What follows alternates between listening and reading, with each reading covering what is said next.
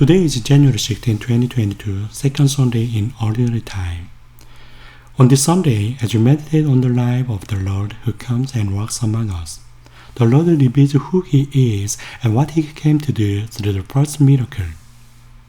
Now that the middle of January has passed, I think we feel that time really goes by so fast.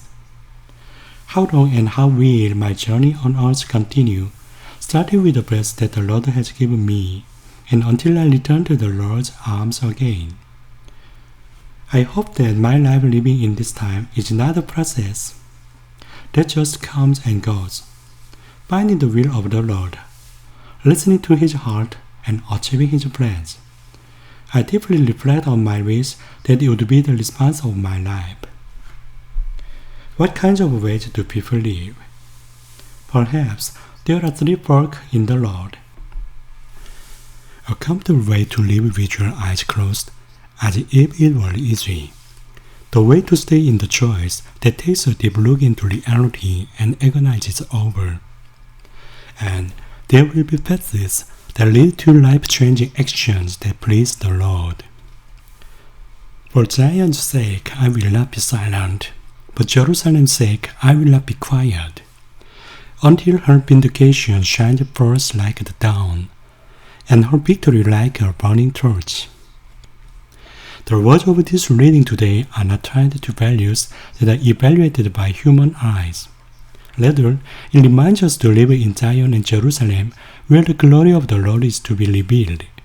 That is where I live, not forgetting the righteousness and justice that conform to the Lord's will.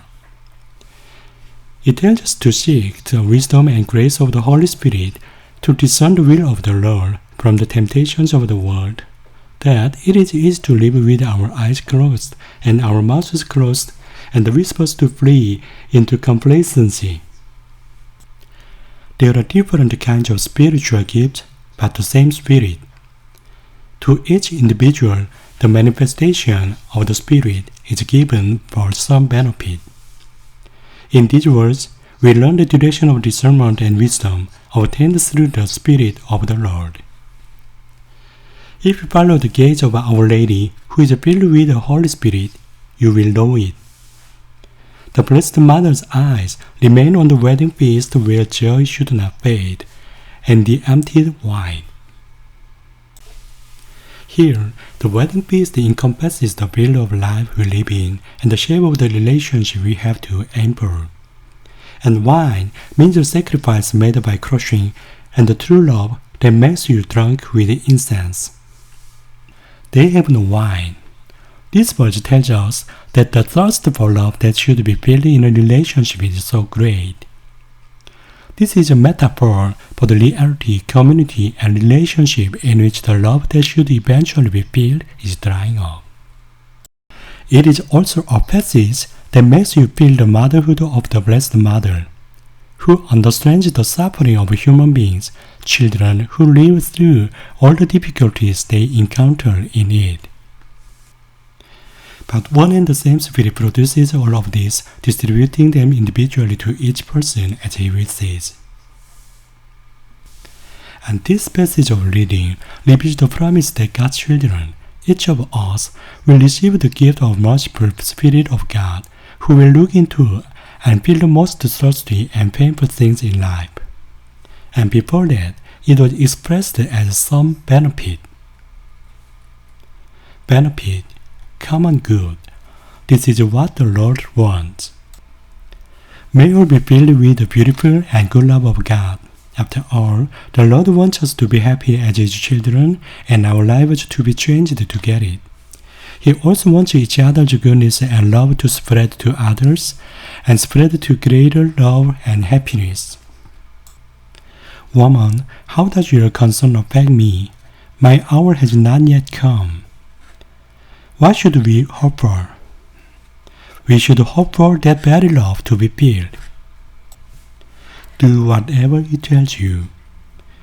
Our Lady's response to the Lord's question is based on trusting God, who knows the then and will lead to the best, and is filled with obedience to all God's plans. The Lord works the miracle of turning water into wine.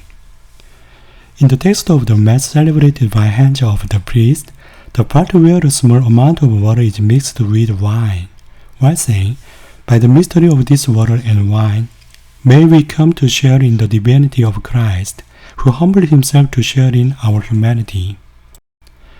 This is a major part that reveals that the Lord is the true God who has complete divinity in the image of wine, which is used as a sign of the holy sacrifice, and meditates on the emptiness of the Lord who came as a true man in the image of taking water.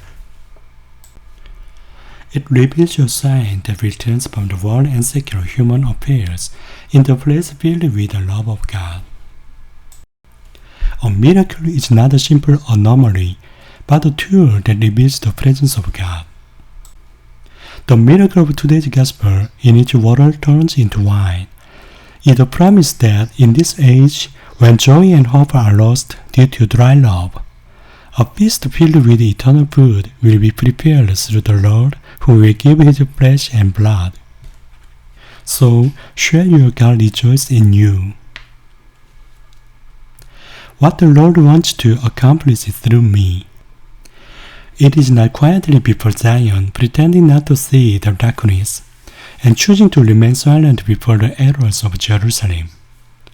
We must respond to the constant call to do what pleases God through the whole of our being. It is a vocation to testify of God who is love through life.